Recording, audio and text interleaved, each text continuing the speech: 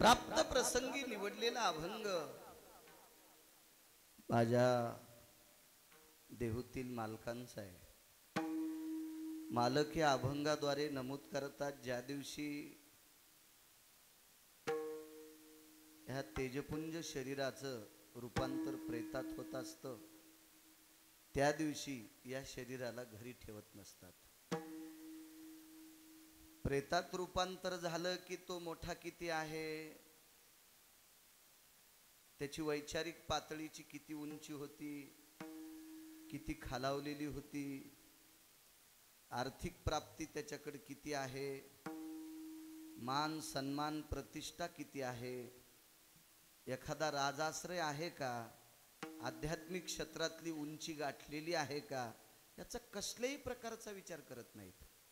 ज्या दिवशी याचं प्रेतात रूपांतर होतंय त्याला सरळ सरळ सरळ मशानात नेतात. लक्ष्यला ठाव स्मशानीचा. आणि मग या काही पातळ्या जर त्याच्या उंच असतील तर त्याच्याकरता रडती रात्रंदिवस काम क्रोध माया. मग ही घरातली लोक ही काम क्रोध माया रडत असतात. पण याच कडव्यातल्या उत्तरार्धात एक टोकाचा शब्द आहे, मन ती हाय हाय यमधर्म. यम मात्र कोणासाठी हाय हाय म्हणत नाही. तुमच्या माझ्यासारखा मरण म्हणजे उंदीर मेल्यापेक्षाही यमाला साधा वाटतो. विठाला विठाला विठाला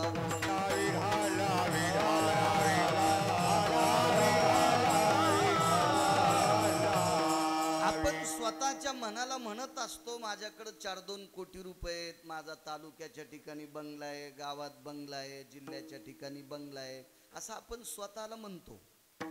पण आपल्यासारखे रावणाला ओव्हरटेक केलेले यमानं कोट्यावधी लोक पाहिले, म्हणून यम आपल्याला यादीतच घेत नाही, तो फक्त मारण्याच्याच यादीत घेतो. विठाला विठाला विठाला. आपण फक्त 2 कोटी वाल्यानं ज्याच्याकडे रुपये नाहीत त्याच्याकडे शेपटी हलवा, 5-50 एकर वाल्यानं ज्याच्याकडे जमीन नाही त्याच्यापाशी शेपटी हलवावा. यमापाशी आपली शेपटी जरी हलिली तर ते उपटून घेतो. विठाला विठाला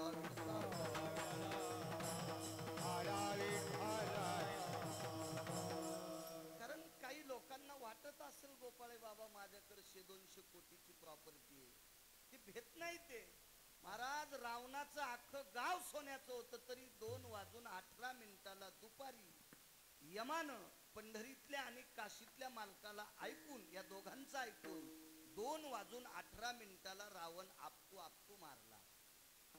रावणाला खासदारकीसाठी कोणाच्याच घरी मत मागायला जायचं काम नव्हतं. रावणाला आमदारकीसाठी कोणाच्याच घरी मत मागायला जायचं काम नव्हतं. रावण पैसे वाटीत असताना ठिकठिकाणी चौक्या लावल्यात, पोलीस आलीत नव्हते. कारण त्याला लागेल इतकं मतदान गोपाळे बाबा त्याच्या घरीच होतं. राहिला प्रश्न पैसे वाटायचा, तर ते याची एक चौकट विकल्यावर 35 बारे आमदार होता येतो. कोणाची मायवेली त्याच्या विरोधात फॉर्म भरायची, कोणाची मायवेली. मग याला जर यम भेट नाही तर आपण कोण्या पासंगात बसतो याचा मनालाच एखाद दिवशी रानात बसून विचार करायचा. विठाला विठाला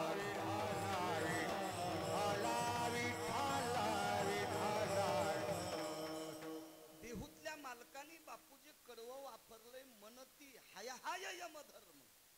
यम हाय हाय होणं म्हणजे आश्चर्यचकित होणं गुरुजी. मग यम जर हाय हाय म्हणत असेल किंवा त्याला हळहळ वाटत असेल तर ती भंगाऱ्यासाठी वाटत नाही. यमासाठी त्या टोकाचा व्यक्ती लागेल, अशी व्यक्ती गेली तर यम हाय हाय करतो. एरवी तुमच्या माझ्यासाठी आपल्या रक्ताच्या नात्यातले हाय हाय करीत नाही, तर यम रिकामा आहे का? विठाला विठाला.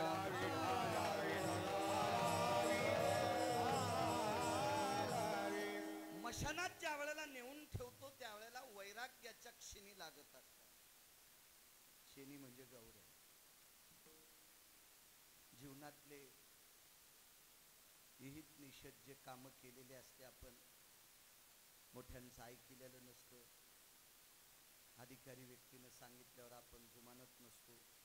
तारुण्याचा मद असेल, सत्तेचा मद असेल, संपत्तीचा मद असेल, अभ्यासाचा मद असेल, या मदात आपण बिना लगामाचे घोडे दामटीत असतो. पण त्यावेळेला एक खळखळीत असं निखळ वैराग्य प्राप्त होतं. ते कळतच त्यावेळेला ती वेळ अंतकाळाची असते. म्हणून मालक एका ठिकाणी म्हणले कळो येईल राहती निराळी रांडा पोरे सकळ, राहती निराळी रांडा पोरे सकळ, राहती निराळी रांडा पोरे सकळ,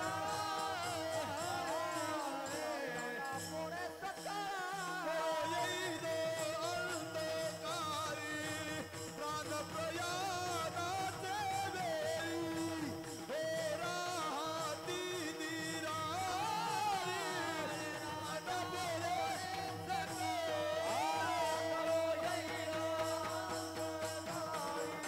येईल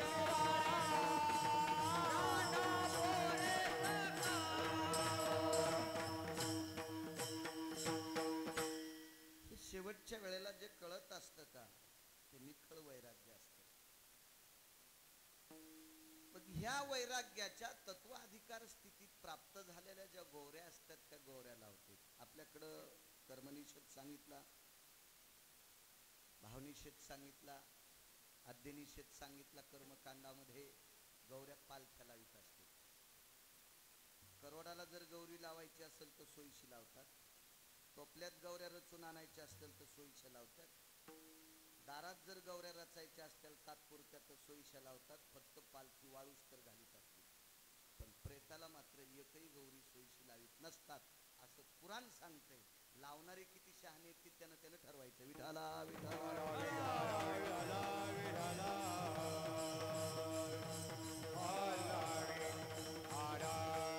ह्या वैराग्याच्या क्षणी लागल ज्ञानाग्नीत लागला ब्रह्मत्वेशी. खर तर पुराणाच्या भाषेमध्ये या अग्नीला वेगळ्या प्रकारचं नाव आहे. पण देहूतले मालक या अग्नीला ज्ञानाग्नी देतात, नाव देतात. मशानी नेवोनी भडाग्नी देवोनी, मशानी नेवोनी भडाग्नी देवोनी, येती परतोनी माघारे, परतोनी महागारे, भरारी देवोनी,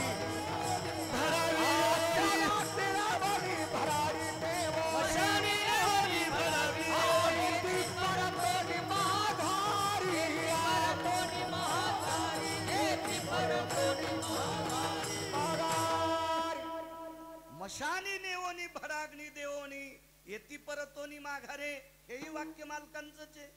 मालक 14 अग्नीपैकी 9 अग्नीपैकी या अग्नीला भडाग्नी असं नाव देतात, पण इथं ज्ञानाग्नी म्हणतात. काय बुद्ध्यांक असेल मालकांचा, काय विवेकाचं शिखर असेल मालकांकडे. याच अग्नीला ज्ञानाग्नी का? महाराज बाकीच्या सर्व अग्नीने जी पूर्तता केल्या जाती ती पूर्तता काही वेळेपुरती केल्याच्या नंतर पुन्हा ती पूर्तता संपत नसती. हे बाकीच्या अग्नीचं ठिकाणी. वैशांद्र नावाच्या अग्नीनं स्वयंपाक केला, आपण जेवलो, संध्याकाळी पुन्हा भूक लागली. म्हणजे वैशांद्र नावाच्या अग्नीच्या अपेक्षा पुन्हा आहे. आता वैशांद्र नावाच्या अग्नीनं केलेला स्वयंपाक आपण खाल्ल्याच्या नंतर एक अग्नी तृप्त होतो. त्या अग्नीचं नाव आहे जठराग्नी. पण जठराग्नी आता कीर्तन झाल्यावर जेवण केल्यावर जर तृप्त झाला तर संध्याकाळी पुन्हा तो प्रज्वलित होत असतो, पुन्हा तो प्रज्वलित होत असतो. त्याचा तिसरा एक प्रकारचा अग्नी सांगितला, वडवानळ नावाचा अग्नी. जलाय सर्व ओथंबो यत सर्व जलायाम आपांपती निर्भय व्याप्ती वडवानळ असततेवचा. म्हणजे हा वडवानळ नावाचा अग्नी सागरातल्या पाण्याला जाळीत असतो. यत त्वम वैशान्यरो वडवानळः यत जलोती सर्वस्थितो जालाः यत प्रजन्य भयोस्थितो त्वम आपांपती भयस्थिता. म्हणजे सागरही वडवानळ नावाच्या अग्नीला भेट नाही. पण महाराज ज्याची जो अग्नी लागल्याच्या नंतर पुन्हा हे शरीर पाहायला भेटत नाही त्याला ज्ञानाग्नी म्हणतात. कापुराचा कलेवर घातला करंडा, कापुराचा कलेवर घातला करंडा, शेखी नवरे उंडा पहावया, नवरे गुंडा पहावया, नवरे गुंडा पहावया. कापुराचा कलेवर घातला करंडा, शेखी नवरे उंडा पहावया. आळंदीतल्या मालकांचं वाक्य एकदा हागणी लावल्याच्या नंतर मला तरी वाटतंय असं कोणी म्हणत नाही गेल्या वर्षी म्हाताऱ्याला पेटीलं आणि पुढच्या वर्षी डबल पेटीलं. ठाईच समाप्ती झाली जैसी ठाईच समाप्ती झाली जैसी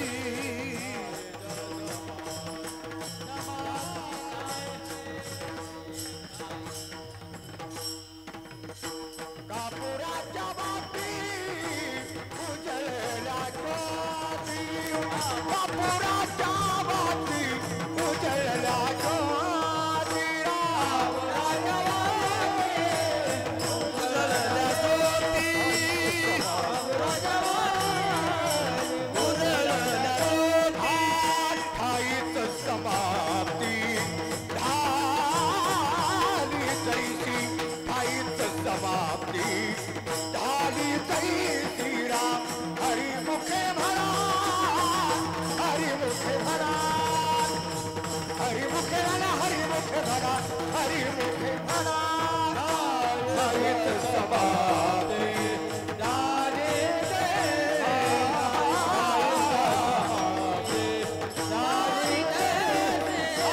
हरिमुखे म्हणा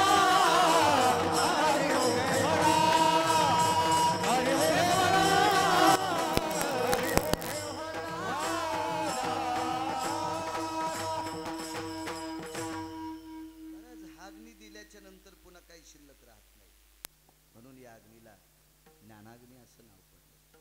फिरविला घट फोडीला चरणी महावाक्य ध्वनी बोंब झाली. शेवटच्या वेळेला मानवी जीवनामध्ये संन्यास धर्म जर सोडून दिला ब्रह्मचर्य धर्म जर सोडून दिला तर संसारिक प्रापंचिक जीवनामध्ये 14 वेळेस मातीचं गाडगं लागते. त्याच्यापैकी सर्वात शेवटी जर मातीचं गाडगं लागत असेल तर त्या अंत्यविधीच्या वेळेला लागते. आणि मला असं वाटतं विस्तू नेण्याची परवानगी जर पुराणानं कोण्या पात्रात दिली असती तर पैशावाल्या लोकांना मसन वाट्यात पण फुगीरपणा दाखिला असता. म्हातारी मेल्यावर मुद्दाम सोन्याच्या गुंडीत इस्तू नेला असता. जित्यापणी त्याला ताक दिलं नसतं जित्यापणी त्याला भाकरी दिल्या नसत्या पण मसन वाट्यात पाहुण्या रावण्याला फुगीरकी दाखण्यासाठी त्यानं सोन्याच्या गुंडीत इस्तू नेला असता. पण पुराणाने दंडक घातला. अब्जाधीश मेला भिकारी मेला खरगोपती मेला नाना प्रकारचा कोणी एखादा शंखपती मेला असेल एकावर 19 शून्य दिले की शंख होत असते. एवढा जरी मेला तरी त्याचा विस्तू मात्र मातीच्याच गाडग्यात नेत असतात. आणि हा मातीचा मतकुंभ असतो. याही शरीराला एक विशिष्ट प्रकारचं गाडगच म्हटलंय. त्या गाडग्याला हाडा मासाचं गाडगं म्हणतात. आणि हे गाडगं एका कुंभारानं रचलंय. कुलाल हाडाचा बाप ताडाचा कुलाल हाडाचा हा हा कुलाल हाडाचा बाप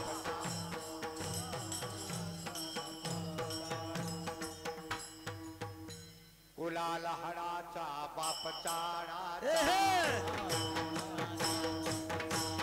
हा कुलाल हाडाचा बाप चाडाचा अखंड घडी तो मडके रे अखंड घडी तो मडके रे अखंड घडी तो मडके रे म्हणा अखंड घडी तो मडके रे.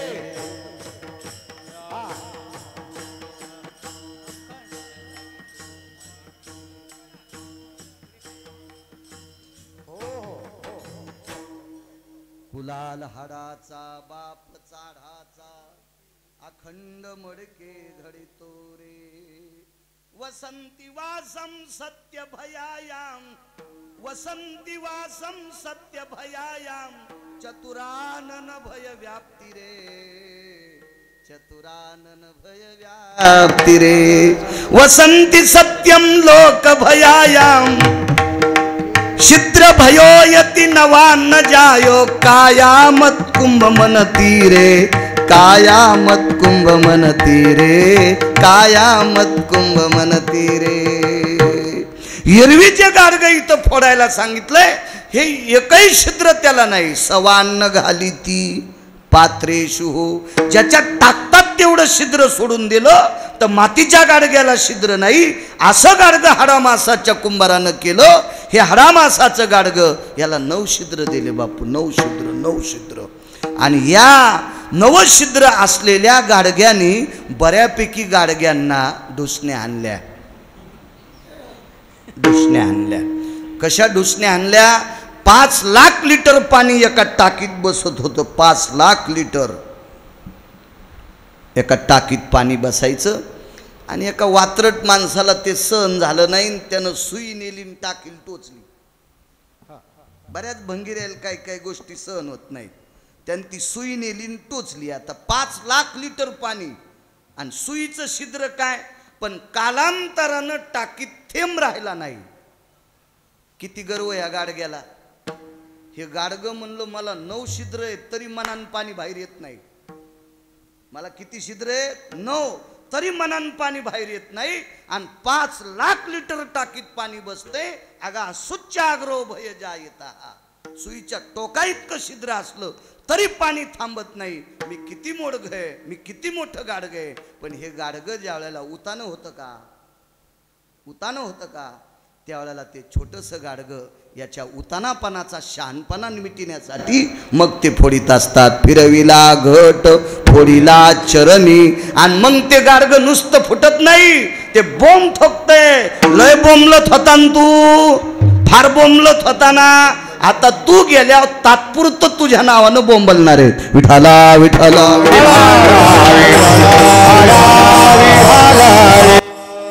धर्मनिरपेक्षता सांगितली कर्मकांडामध्ये. कोण्या भागात कोणीकडे डोकं करून जाळीत असतील मला ते माहीत नाही.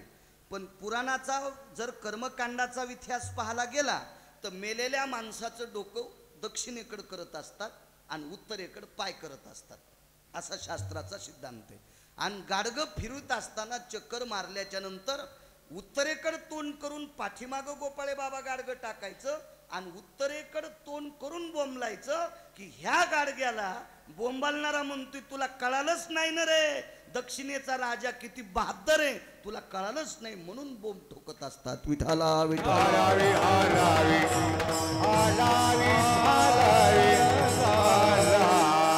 शरीर हे ठराविक लोकांकडनं घेतलेलं आहे.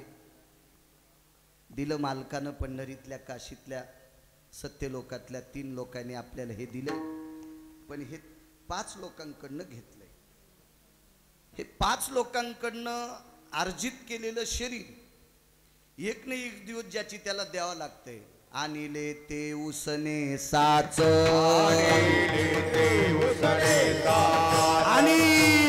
ते उसने साच, देणे तयाचा प्रकार, देणे तयाचा प्रकार, देणे तयाचा प्रकार, देणे तयाचा,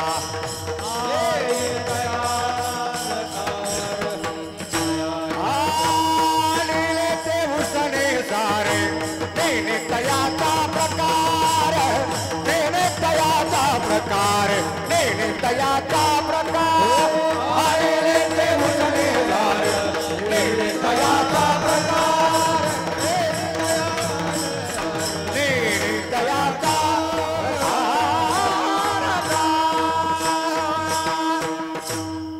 पैठणच्या मालकांचं वाक्य हे आपण उसनं आणलंय आणि उसनी वस्तू गुरुजी परत करावं लागत असते. देह तो पाताचा आणि लावताना देखीला घेत्याचा, त्याची देणे देखीला घेत्या.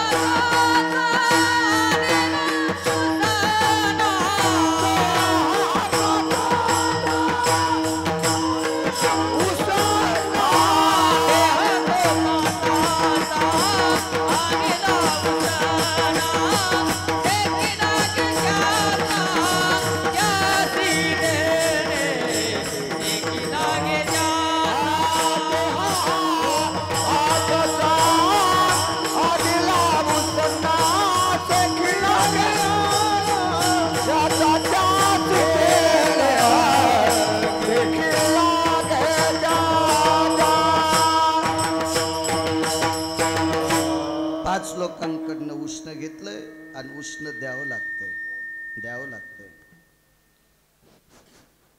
घेताना गोंडच घेतलं, देत असताना जरा झाली, म्हातारपण आलं, अंत्यविधी केला. मातीत टाकलं तरी अंत्यविधी, विस्तवात टाकलं तरी अंत्यविधी. उत्तर भारतात या पवित्र प्रेताला, पवित्र शब्द चुकून बोललो, प्रेताला पाण्यात विसर्जित करतात. पाण्यात टाकलं तरी विघटन, मातीत टाकलं तरी विघटन, विस्तवात टाकलं तरी विघटन. 5 लोकांकडनं घेतलेलं शरीर 10व्या दिवशी तिळांजुळी अंगठ्यानं सोडावं लागते. या पंचतत्वाला सांगितलं, तू दिलेलं शरीर यमाला सांभाळायला दिलतं. आता यमाला सांभाळायला दिल्याच्या नंतर यमानं ठरलेल्या वेळेला समर्पित तुला केलंय, ही आम्ही तिळांजुळी देऊन सांगतो. कुळनाम रूपासी दिली तिळांजुळी, शरीर ज्याचे त्याशी समर्पिले. हे शरीर 10व्या दिवशी भूदेव गोड असे मंत्र श्रुतीचे म्हणतात आणि शरीर समर्पित करतात. तुका म्हणे रक्षा झाली आपे आप. मग उजळला दीप गुरुकृपे, तो दीप उजळत असतो. पण आपण इतक्या उठाठेवी करतो. एकदा भडाग्नी नावाचा अग्नी लागला रे लागला की हे शरीर जळून जात असतं, हे निर्दोष होत असतं. आणि निर्दोष झालेलं शरीर हे अस्थी, हे राख, याला अस्थि संचय विधी म्हणतात. आणि तो विधी करून आपण गंगेत समर्पित करीत असतो. पण बऱ्यापैकी माणसं शहाणपणा करतात, घरी आणून भिताडात ठेवतेन, तांब्यात ठेवून हलकडीला अडकितेन. मला असं वाटतं असं केल्यापेक्षा रोज गव्हात इतकं टाकून दळून खाल्लं तरच बरं होईल. असं भिताडात ठेवण्यापेक्षा, तांब्यात अडकून ठेवण्यापेक्षा, असा आगाऊपणा करण्यापेक्षा सगळेच दळणात टाकायचे, दळून चपात्या करून खायचं. मूर्खपणा आहे. आपल्याला वाटेल असं कर्म करणं हे शास्त्राला मान्य नाही. महाराज, शास्त्राला, वेदाला, पुराणाला जी गोष्ट मान्य आहे ती आपण करत असतो. त्याला भडाग्नी लागला की तो दीप उजळून जात असतो. उलट आपण सावडायला जातो ना, याला अस्थि संचय म्हणतात. आपण सावडायला गेल्याच्या नंतर तुमच्या माझ्यासारख्या भरक्या माणसाने हात लावल्याच्या नंतर पुन्हा त्या अस्थीवर गोमूत्र शिपडीत असतात आणि मग त्या अस्थी गंगेत समर्पित करीत असतात. इतकी भडाग्नी नावाच्या अग्नीत ताकद असते. तो दीप उजळवायची ताकद त्या भडाग्नी अग्नीत आहे. हा साधा सोपा सरळ अभंगाचा अर्थ झालं कीर्तन. विठाला विठाला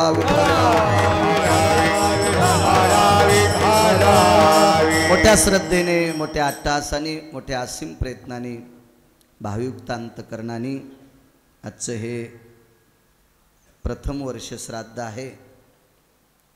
सौभाग्यवती अंतिकाबाई विठ्ठलराव फुंदे यांचं हे श्राद्धाचं आजची तिथी आहे. ज्याला पक्षस्थिती म्हणतात, श्राद्धस्थिती म्हणतात. पुण्यतिथी पण माणसं पत्रिकावर टाकीत असतात, पण त्याच्यासाठी एक नियमाची चौकट आहे. कोणालाही पुण्यतिथी टाकता येत नसती, पण पत्रिका टाकायला गेलेल्याला ज्ञान नसते. कारण जो माणूस मेलाय त्याचं नाव लाल अक्षरात लिहित असतात. विठाला विठाला विठाला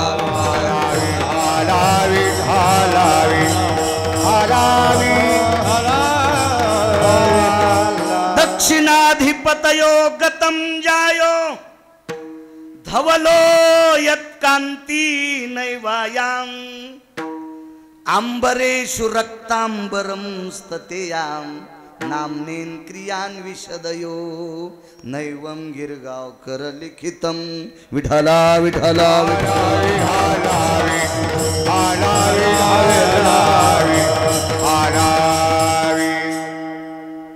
नवरदेवाचं नाव कधीच लाल अक्षरात लिहायचं नाही. हो, कधीच नाही. हे चुकलं तर चुक द्या, थकून जाईल काही बी. पण नवरदेवाचं नाव जर कोणी लाल अक्षरात लिहित असेल तर मला वाटतंय त्याच्यासारखा हरामखोर तालुक्यात बी नसल. विठाला विठाला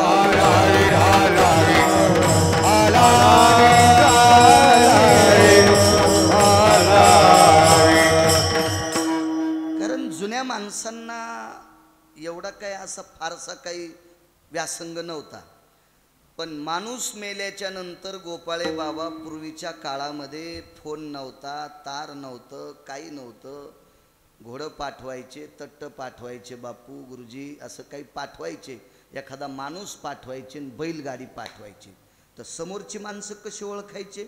बैलगाडी आल्याच्या नंतर बैलाच्या गळ्यात जर घाट्या घुंगरा असतील तर दुःखाचा निरोप पाठवित असताना घाट्या घुंगर सोडून घ्यावा लागत होत्या. आणि बैलगाडीत अंथरूण मुळीच टाकीत नव्हते. बिना अंथरुणाची गाडी न्यायला आली की तिथली माणसं शिकलेली नसली तरी म्हणायचे आपला कोणीतरी जवळचा नातेवाईक गेला.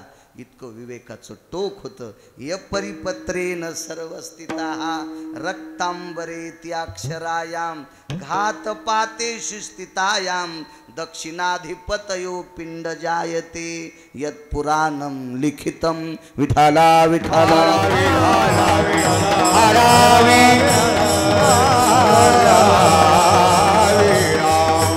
असा शास्त्राचा निर्णय स्वर्गीय अंतिकाबाई विठ्ठलराव फुंदे यांचं वर्ष श्राद्ध. माणसांची श्राद्धच असतात शक्यतो, तुम्ही असो मी असो श्राद्धच असतात. आता शहाणपणा करतात माणसं, काही बी व्यक्ती स्वातंत्र्य लोकायला. आपल्याकडं कोणी मेला की लगेच क्लिप टाकतात, गेले दिगंबर विश्वर विभूती. बऱ्यापैकी धाब्याचे बिल दिले नाही त्याने, बऱ्यापैकी धाब्यावाले कदरले त्याला उधारी मागू मागू. आणि त्याला जर हे वाक्य टाकलं असेल तर टाकणाऱ्याला कोण्या नरकात टाकावा हे यमाला कळणार नाही. विठाला विठाला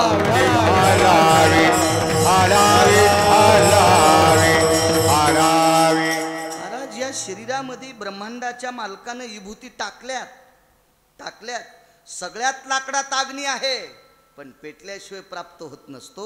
याच्यातल्या विभूती प्रज्वलित करण्यासाठी तितका बुद्ध्यांक लागेल, विवेकाचं टोक तितकं लागेल, आचरणाचं सूत्र तितकं लागेल, तर आपण विभूतीच्या तत्वात येतो. आपण विवेकाच्या आणि आचरणाच्या सूत्राच्या पर्वताच्या पलीकडे आपलं घर बांधलंय. त्याच्याकरता आपल्याला दिगंबर विभूती ह्या शब्द आपल्याला लागत नाहीत. त्याच्यासाठी अख्खं जीवन परमार्थात घासलं पाहिजे, त्याला ते वाक्य शोभत असतं. विठाला विठाला.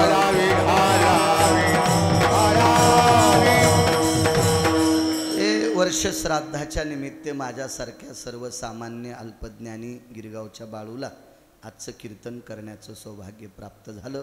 माझं परम भाग्य. तारखेच्या संदर्भात राजेभाऊ सारखे संपर्क करत होते. फार दिवसापूर्वी तारीख घेतली होती बापूंच्या हातानं, उत्तरेश्वर बापूंच्या. आता ते व्यास महाराज आहेत, आज भागवत सांगायले ते. त्याच्यामुळं बापूंनी, राजेभाऊंनी बापूशी संपर्क केला. मलाही बोलत होते आणि आजही सकाळपासून बऱ्यापैकी फोन आहेत. यजमानाच्या वतीने राजेभाऊ संपर्क करत होते, त्यांना धन्यवाद. आदरणीय गायन क्षेत्रातली माझ्या ज्ञानोबाराय तुकोबारायचा नामघोष करणारी वारकरी मंडळी एकाहून बळी या ठिकाणी आहेत.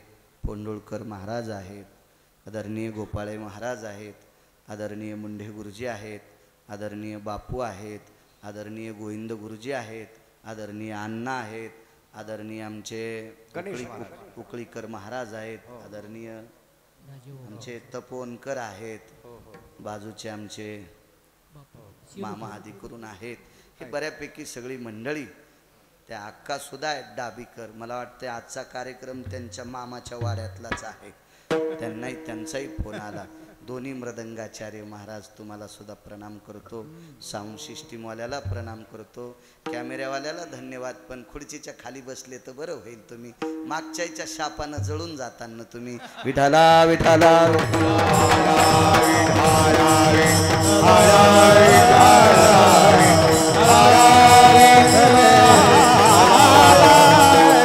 आपला अमूल्य वेळ खर्च करून आलेले या फुंदे कुटुंबावर अशा या प्रसंगात हजर असलेली तुम्ही विष्ट मित्र सजन सखे सोयरे धायरे ह्या सर्वांना आळंदीतल्या मालकांच्या उकोक्तीनुसार तुम्ही श्रोते भगवान शिवशंकर असतात. तुमच्या चरणी गिरगावकराचा नाक घासून प्रणाम.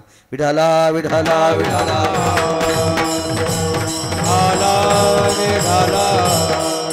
विद्वान लोक या अभंगावर वर्ष 2-2 वर्ष बोलतील अशी या अभंगाची महती आहे, असा व्यासंग आहे.